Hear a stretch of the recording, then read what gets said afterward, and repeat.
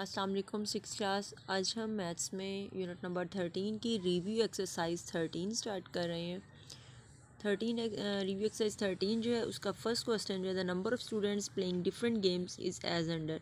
Badminton 20, football 20, cricket 30, hockey 25, carrom 10, volleyball 25। Show this information through a bar graph. तो ये bar graph आपने draw करना है। ये कोई इस पैटर्न का क्वेश्चन जो है वो हम लास्ट वाली एक्सरसाइज में कर चुके हैं। तो ये इसका बार ग्राफ जो है वो आप खुद ड्रॉ करेंगे। नेक्स्ट क्वेश्चन है question number 2, given below is a bar graph. यहाँ पर हमारे पास एक बार ग्राफ बना हुआ है। Shows the amounts earn by Tariq, जो कि तारिक की अर्निंग को शो कर रहा है इन 6 डेज़ ऑफ अ वीक, यानी हफ्ते के 6 दिनों की उसकी अर्निंग जो है वो इस ग्राफ में शो की गई है। अब इस ग्राफ से रिलेटेड ये क्वेश्चंस नीचे दिए हुए हैं। इन क्वेश्चंस के आंसर्स हमने देने हैं इस ग्राफ को देखकर। तो यहाँ पर हमारे पास क्वेश्चन नंबर 1 है इसका, what amount did Tariq earn in 6 days. अब ये ग्राफ में हमारे पास 6 डेज़ की अर्निंग है, यानी मंडे की उसकी अर्निंग क्या दी हुई है, ये 1000 लिखा हुआ है, ये 2000 और इसके दरमियान में यानी तो ये 1500 होगी। यानी मंडे की उसकी अर्निंग जो है 1500 है, ट्यूसडे की अर्निंग जो है 2000 रुपीज़ है, वेडनेसडे की उसकी अर्निंग जो है वो 3500 है, थर्सडे की अर्निंग उसकी जो है वो 4000 है, इसमें फ्राइडे की जो अर्निंग शो की गई है वो 5000 है, और सैटरडे की जो अर्निंग है उसकी वो है 6000। तो क्वेश्चन नंबर 1 जो है हमारा उसका हम सॉल्यूशन लिखते हैं। तारिक अर्न्स इन 6 डेज़, यानी तारिक की 6 दिनों की आमदन जो है वो क्या है। तो जो ग्राफ में हमारे पास अर्निंग उसकी शो हुई है उसको हम प्लस कर लेंगे। सबसे पहले 1500 है, फिर 2000, फिर 3500, 4000, 5000 एंड 6000। इन सब को प्लस करेंगे तो प्लस करने से हमारे पास जो आंसर आएगा वो आ गया 22,000 रुपीज़, यानी उसकी 6 दिनों की आमदन जो है वो 22,000 रुपये है। सेकेंड क्वेश्चन है, in which day did he earn the maximum amount, यानी इस ग्राफ में जो शो हो रही है अर्निंग उसमें से हमने ये बताना है कि उसकी मैक्सिमम अमाउंट जो है वो उसने अर्न की है वो दिन कौन सा, यानी वो डे हमने बताना है। तो इस ग्राफ को देख के आपने बताना है कि वो कौन सा डे आ रहा है। तो ये देखें, सैटरडे में जो ग्राफ शो हो रहा है उसकी अर्निंग सबसे ज़्यादा है, वो 6000 है। तो इसके आंसर में आपने मेंशन करना है। तो ये क्या क्वेश्चन है, the day he earns maximum amount, यानी जिस दिन उसको सबसे ज़्यादा आमदन हुई, तो आगे आपने डे मेंशन करना है, वो है सैटरडे यानी हफ्ता।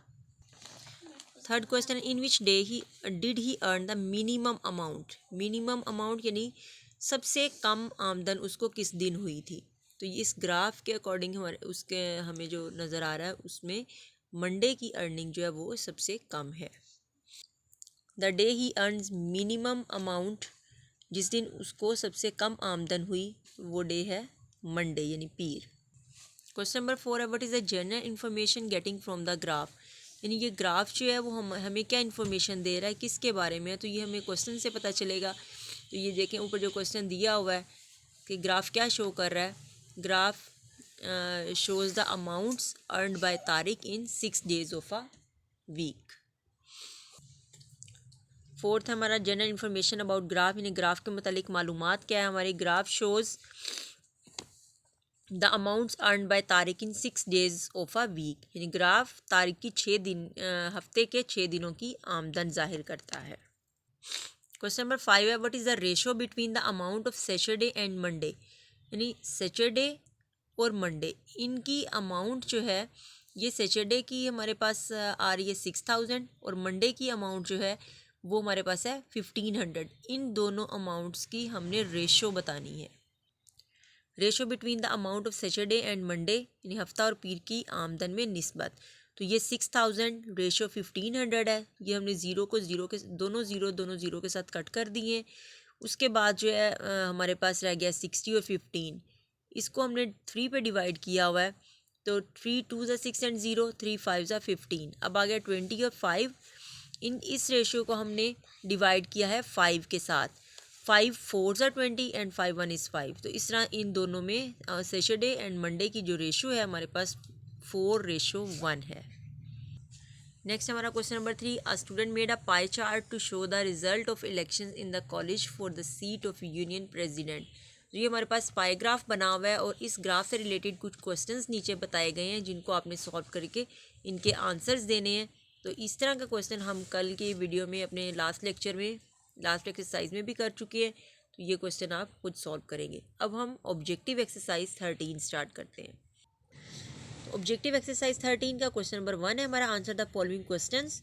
यानी ये शॉर्ट आंसर्स आपने देने हैं इनके। व्हाट इज़ डाटा, ये सारे क्वेश्चंस जो हैं ये हम पहले हाईलाइट कर चुके हुए हैं, इन्हीं को हम रिवाइज कर लेते हैं। व्हाट इज़ डाटा, यानी डाटा मवाद क्या है। तो ये डाटा की डेफिनेशन करनी है आपने। Data is a set of information and facts which is represented in the form of figures. यानी मवाद मालूमात और हक़ाइक़ का एक सेट होता है जिसको इश्काल की मदद से ज़ाहिर किया जाता है। नेक्स्ट क्वेश्चन है what is meant by a group data. Group data का मतलब क्या है। The data which provides us the information about groups is called the group data. यानी ग्रोही मवाद क्या है, ऐसा मवाद जो किसी ग्रोह के बारे में मालूमात फ़राहम करे ग्रोही मवाद कहलाता है। Name the 2 sections of a data. तो इसमें हमने 2 सेक्शंस जो डाटा के हैं सिर्फ उनके नेम लिखने हैं, यानी अनग्रुप डाटा, ग्रुप डाटा। तो इसमें हमने मवाद की जो दर्जाबंदी की जिन 2 हिस्से जो हैं उनके नाम लिखने हैं, गैर ग्रोही मवाद, ग्रोही मवाद। Define an ungroup data. The data which provides us information about individuals is called ungroup data. गैर ग्रोही मवाद ऐसा मवाद जो इनफरादी मालूमात फ़राहम करे गैर ग्रोही मवाद कहलाता है। Name the 2 types of a bar graph. इसमें उन्होंने बार ग्राफ के जो है वो 2 उन्होंने पूछे हैं टाइप्स कौन सी हैं। वो है vertical bar graph, horizontal bar graph, अमूदी बार ग्राफ, उफ़की bar graph. Why we use a pie graph. तो ये इसकी डेफिनेशन हाईलाइट करनी है। We normally use a pie graph for inter comparison of a data. किसी मवाद के हम मवाजने के लिए हम अमूमन पाई ग्राफ इस्तेमाल करते हैं। What is the sum of angles in a pie graph. तो पाई ग्राफ में एंगल्स का सम कितना होता है, तो वो एंगल जो है इसमें 360 डिग्री होता है।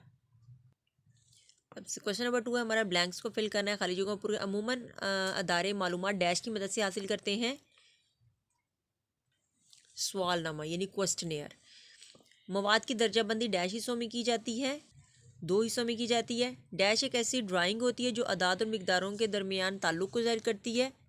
ग्राफ ऐसा ग्राफ जिसमें डैश पट्टियाँ इस्तेमाल की जाती हैं, उफ़की बार ग्राफ कहलाता है।